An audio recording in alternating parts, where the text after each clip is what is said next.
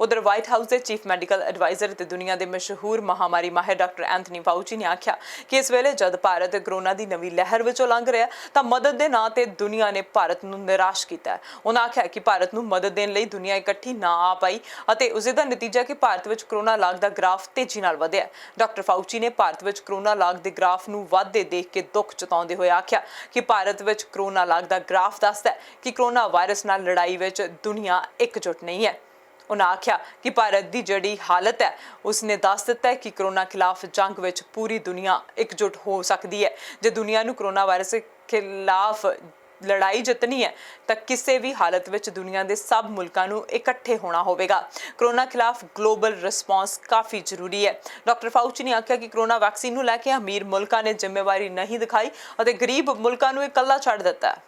Global pandemic, and the only way that you're going to adequately respond to a global pandemic is by having a global response, and a global response means equity throughout the world. And that's something that unfortunately has not been accomplished often when you have diseases in which there is a limited amount of intervention, be it therapeutic or prevention. But this is something that we have to pay more attention to. All the countries that are relatively rich countries or countries of a higher income, and we know that this needs to be done. The WHO is trying to coordinate that with their COVAX program, but we have to do even more than that. We have to make vaccines available to those countries that don't have the capability to be able to do it themselves.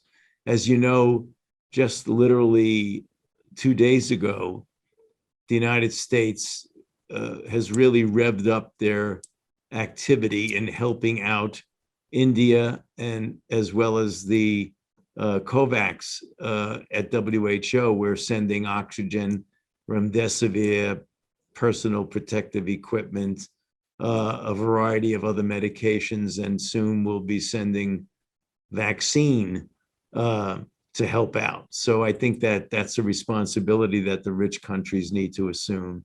I mean, when you see something that has evolving as it is in India right now, it's a terrible, tragic situation where people are dying because there's not enough oxygen, where there's not enough hospital beds. Certainly, they were depending on vaccinations, that they'd be able to not only have enough for themselves, but enough to ship out to other countries in the rest of the world. But they got hit much, much worse than they anticipated getting hit. And that gets back to the theme that you mentioned a bit ago, that we have to try looking forward to get as much equity when it comes to public health issues as we possibly can, because we're all in this together. It's an interconnected world, and there are responsibilities that countries have to each other, particularly if you're a wealthy country and you're dealing with countries that don't have the resources or capabilities that you have. विश्व सेहत संगठन ने आख्या कि भारत विच इस समय कोविड-19 के response नूं मजबूत करने दे लई कई तरह के प्रोग्राम की शुरुआत करने की जरूरत है। इस तहत 2600 हैल्थ एक्सपर्ट्स नूं तैनात किया गया जो वख-वख हालातां के तहत हर रोज़ देश विच आने वाले इन्फेक्शन के नवे मामले ते नवी मौतां नूं रोक सके। विश्व सेहत संगठन कोरोना वायरस महामारी नाल लड़न विच सहायता लई वाधू स्टाफ ते सप्लाई भारत भेज रहा है। WHO के मुखी टेड्रोस एडनॉम गैब्रियेसस ने कहा कि WHO हज़ारां ऑक्सीजन संवेदक समेत महत्वपूर्ण उपकरण ते सप्लाई प्रदान कर रहा है। पहला तो तैयार मोबाइल फील्ड हॉस्पिटल ते प्रयोगशाला की सप्लाई भेज रहा है। वाधू 2600 स्टाफ मैंबर बीमारी नाल लड़न की कोशिश विच सहायता लई भारत जा रहे हैं। WHO ने इन हालातां नूं दिल टुटन तो भी परे दा एहसास दस्सिया। संगठन ने कहा कि भारत विच कोरोना वायरस की दूजी लहर लई भीड़ भरियां रैलियां, ज्यादा इन्फेक्टेड कोरोना वेरिएंट्स अते घट रफ्तार नाल कोरोना वैक्सीनेशन जिम्मेवार हैं।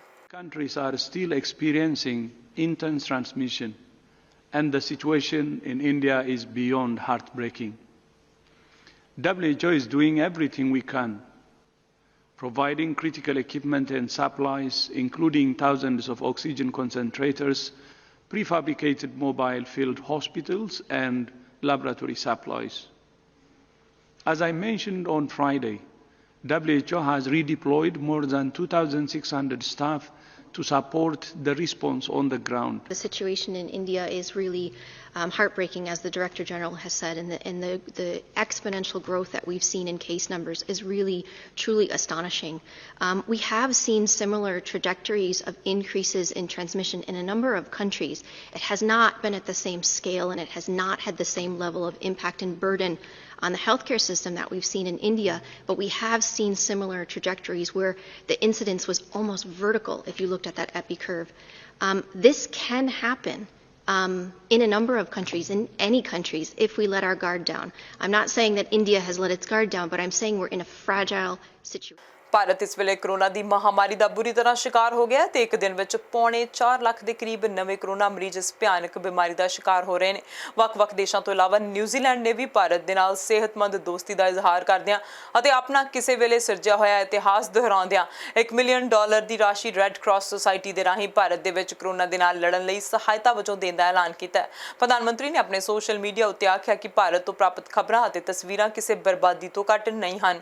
ਨਿਊਜ਼ੀਲੈਂਡ ਭਾਰਤ ਦੇ ਮੁਕਾਬਲੇ ਬਹੁਤ ਹੀ ਛੋਟਾ ਦੇਸ਼ ਹੈ, ਪਰ ਇਸ ਦਾ ਮਤਲਬ ਇਹ ਨਹੀਂ ਹੈ ਕਿ ਅਸੀਂ ਆਪਸੀ ਏਕਤਾ ਤੇ ਹਮਦਰਦੀ ਨਾ ਦਿਖਾ ਸਕੀਏ। ਇਸੇ ਕਰਕੇ New Zealand international federation of the red cross ਨੂੰ $1 ਮਿਲੀਅਨ ਦੀ ਸਹਾਇਤਾ ਰਾਸ਼ੀ ਪੇਸ਼ ਕਰਦਾ ਹੈ।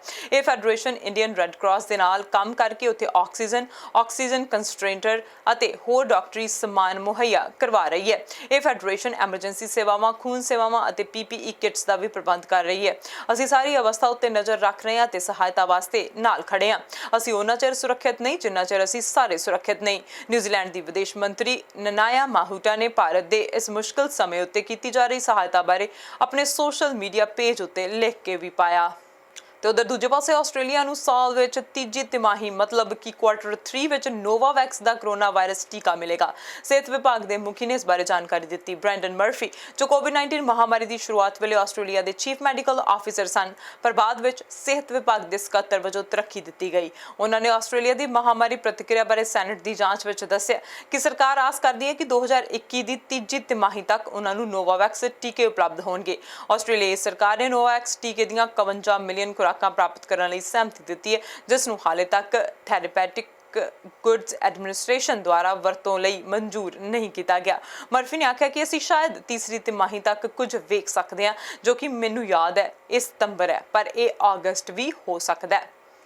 UK ਵਿੱਚ ਕੋਰੋਨਾ ਟੀਕਾਕਰਨ ਸੰਬੰਧੀ ਅੰਕੜਿਆਂ ਅਨੁਸਾਰ 1/4 ਬਾਲਗ ਹੁਣ ਕੋਵਿਡ-19 ਵੈਕਸੀਨ ਪੂਰੀ ਤਰ੍ਹਾਂ ਲਗਵਾ ਚੁੱਕੇ ਨੇ। ਪਿਛਲੇ ਹਫ਼ਤੇ ਰਿਕਾਰਡ ਗਿਣਤੀ ਵਿੱਚ ਦੂਜੀ ਖੁਰਾਕ ਲੱਗਣ ਦੇ ਬਾਅਦ 13 ਮਿਲੀਅਨ ਤੋਂ ਵੱਧ ਲੋਕਾਂ ਨੇ ਕੋਰੋਨਾ ਵਾਇਰਸ ਵੈਕਸੀਨ ਦੀਆਂ ਦੋਵੇਂ ਖੁਰਾਕਾਂ ਪ੍ਰਾਪਤ ਕਰ ਲਈਆਂ ਨੇ। ਇਸ ਦੇ ਇਲਾਵਾ 42 ਸਾਲ ਅਤੇ ਉਸ ਤੋਂ ਵੱਧ ਉਮਰ ਦੇ ਲੋਕਾਂ ਨੇ ਵੀ ਪਹਿਲੀ ਖੁਰਾਕ ਲਗਵਾਉਣ ਦੇ ਲਈ ਸੱਦਾ ਦਿੱਤਾ ਜਾ ਰਿਹਾ ਹੈ। ਨਵੇਂ ਅੰਕੜੇ ਇਹ ਦਰਸਾਉਂਦੇ ਨੇ ਕਿ ਕੁੱਲ 1,32,01,811 ਲੋਕਾਂ ਨੇ ਦੋਹਾਂ ਖੁਰਾਕਾਂ ਨੂੰ ਪ੍ਰਾਪਤ ਕਰ ਲਿਆ, ਜੋ ਕਿ UK ਦੀ ਬਾਲਗ ਆਬਾਦੀ ਦੇ 25.1% ਦੇ ਬਰਾਬਰ ਹੈ। ਕਰੋਨਾ ਟੀਕਾਕਰਨ ਮੁਹਿੰਮ ਵਿੱਚ ਵੇਲਜ਼ ਨੇ ਲਗਭਗ 27.8%, ਬਾਲਗਾਂ ਨੂੰ ਸਭ ਤੋਂ ਵੱਧ ਦੂਜੀ ਖੁਰਾਕ ਦਿੱਤੀ ਹੈ। ਇਸ ਤੋਂ ਬਾਅਦ ਇੰਗਲੈਂਡ 24.9%, ਸਕਾਟਲੈਂਡ 24.9% ਅਤੇ ਉੱਤਰੀ ਆਇਰਲੈਂਡ 24.5% ਹੈ। 26 ਅਪ੍ਰੈਲ ਤੱਕ ਦੇ ਹਫ਼ਤੇ ਵਿੱਚ UK ਨੇ 2.8 ਮਿਲੀਅਨ ਦੂਜੀ ਖੁਰਾਕ ਦਾ ਪ੍ਰਬੰਧ ਕੀਤਾ, ਜਿਹੜਾ ਕਿ ਟੀਕੇ ਦੇ ਰੋਲ ਆਊਟ ਦੀ ਸ਼ੁਰੂਆਤ ਤੋਂ ਬਾਅਦ 7 ਦਿਨਾਂ ਦੀ ਮਿਆਦ ਵਿੱਚ ਇਹ ਸਭ ਤੋਂ ਵੱਧ ਸੰਖਿਆ ਹੈ।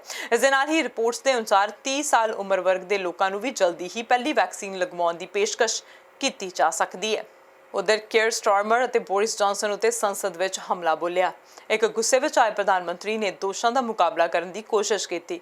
ਉਸਨੇ ਦਾਨ ਰਿਪੋਰਟਿੰਗ ਦੇ ਨਿਯਮਾਂ ਨੂੰ ਤੋੜਿਆ ਕਿਉਂਕਿ ਲੇਬਰ ਨੇਤਾ ਉਹਨਾਂ ਨੂੰ ਮੇਲ ਸਲਾਈਜ਼ ਕਹਿ ਰਹੇ ਹਨ। ਚੋਣ ਕਮਿਸ਼ਨ ਨੇ ਜਾਂਚ ਸ਼ੁਰੂ ਕਰਨ ਤੋਂ 1 ਘੰਟੇ ਬਾਅਦ ਕਿਹਾ ਕਿ ਜੌਨਸਨ ਦੇ ਡਾਊਨਿੰਗ ਸਟਰੀਟ ਫਲੈਟ ਤੇ ਨਵੀਨੀਕਰਨ ਲਈ ਅਦਾਇਗੀ ਹੋਣ ਦੇ ਸ਼ੱਕ ਦੇ ਵਾਜਬ ਆਧਾਰ ਸਨ।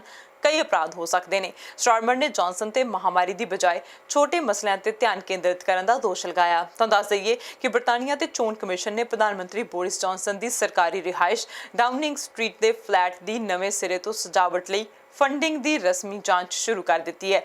ਅਜਿਹੇ ਦੋਸ਼ ਲੱਗ ਰਹੇ ਹਨ ਕਿ PM ਜੌਨਸਨ ਦੀ ਸੱਤਾਧਾਰੀ ਕੰਜ਼ਰਵੇਟਿਵ ਪਾਰਟੀ ਨੂੰ ਮਿਲੀ ਦਾਨ ਰਾਸ਼ੀ ਇਸ ਤੇ ਖਰਚ ਕੀਤੀ ਗਈ ਹੈ।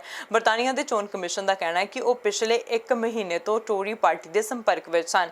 ਇਸ ਤੋਂ ਬਾਅਦ ਉਹਨਾਂ ਨੂੰ ਲੱਗਿਆ ਕਿ ਪ੍ਰਧਾਨ ਮੰਤਰੀ ਜੌਨਸਨ ਵੱਲੋਂ ਇਸਤੇਮਾਲ ਕੀਤੇ ਜਾਣ ਵਾਲੇ ਫਲੈਟ ਦੇ ਉੱਪਰ ਸਥਿਤ 11 ਡਾਊਨਿੰਗ ਸਟਰੀਟ ਵਿੱਚ ਫੇਰਬਦਲ ਬਾਰੇ ਸ਼ੱਕ ਪ੍ਰਗਟਾਏ ਜਾਣ ਲਈ ਠੋਸ ਆਧਾਰ ਹਨ। ਚੋਣ ਕਮਿਸ਼ਨ ਦੀ ਬੁਲਾਰਾ ਨੇ ਦੱਸਿਆ ਕਿ ਅਸੀਂ 1 ਮਹੀਨੇ ਤੋਂ ਮਿਲੀ ਜਾਣਕਾਰੀ ਦਾ ਮੁਲਾਂਕਣ ਕੀਤਾ, ਇਸ ਲਈ ਅਸੀਂ ਹੁਣ ਇਸ ਜਾਂਚ ਨੂੰ ਰਸਮੀ ਤੌਰ ਤੇ ਸ਼ੁਰੂ ਕਰ ਰਹੇ ਹਾਂ। ਜਾਂਚ ਪੂਰੀ ਹੋਣ ਤੋਂ ਬਾਅਦ ਇਹ ਤੈਅ ਹੋਵੇਗਾ ਕਿ 11 ਡਾਊਨਿੰਗ ਸਟਰੀਟ ਵਿੱਚ ਹੋਏ ਕੰਮ ਲਈ ਕੀ ਰਕਮ ਦਾ ਅਜਿਹਾ ਕੋਈ ਲੈਣ-ਦੇਣ ਹੋਇਆ ਜੋ ਚੋਣ ਕਮਿਸ਼ਨ ਦੇ ਮਾਪਦੰਡ ਮੁਤਾਬਿਕ ਨਾ ਹੋਵੇ। ਨਾਲ ਹੀ ਇਹ ਵੀ ਸਾਫ਼ ਹੋ ਜਾਵੇਗਾ ਜੋ ਸ਼ਿਕਾਇਤਾਂ ਸਾਹਮਣੇ ਆ ਰਹੀਆਂ ਸਨ ਉਹਨਾਂ ਵਿੱਚ ਕੋਈ ਸੱਚਾਈ ਹੈ ਜਾਂ ਨਹੀਂ। ਉਹਨਾਂ ਆਖਿਆ ਕਿ ਹੁਣ ਇਸ ਜਾਂਚ ਬਾਰੇ ਹੋਰ ਕੋਈ ਜਾਣਕਾਰੀ ਨਹੀਂ ਦਿੱਤੀ ਜਾਵੇਗੀ। ਹੁਣ ਜੋ ਵੀ ਜਾਣਕਾਰੀ ਸਾਹਮਣੇ ਆਵੇਗੀ ਉਹ ਜਾਂਚ ਪੂਰੀ ਹੋਣ ਤੋਂ ਬਾਅਦ ਹੀ ਸਾਹਮਣੇ ਆਵੇਗੀ।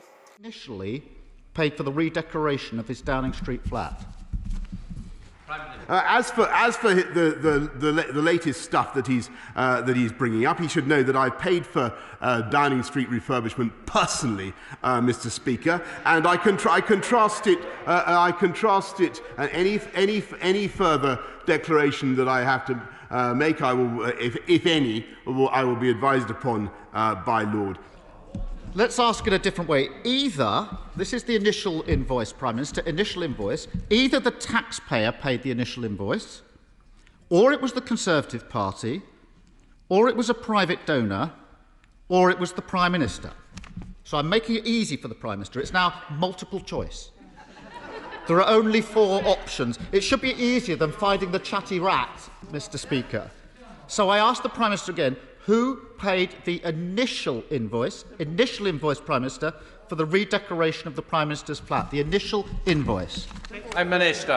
Mr. Speaker, I've given him the answer, and the answer is I have covered the costs, and I think most people will find it absolutely bizarre. And of course, there's an electoral commission investigating this, and I can tell him that I've conformed in full with the code of conduct, with ministerial code, and officials have been have been advising me throughout this whole thing. But I think people will think it absolutely bizarre that he is focusing on this issue.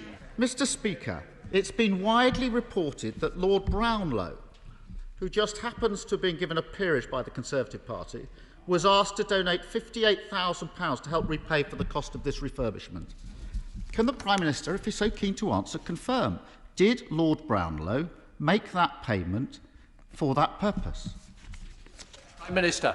Mr. Speaker, I think I've answered this question several times now, and the answer is that I have covered the costs. I have met the requirements that I've been obliged to meet in full. And when it comes to the taxpayer and the costs of number 10 Downing Street, it was the previous Labour government, I think Tony Blair racked up a bill of £350,000.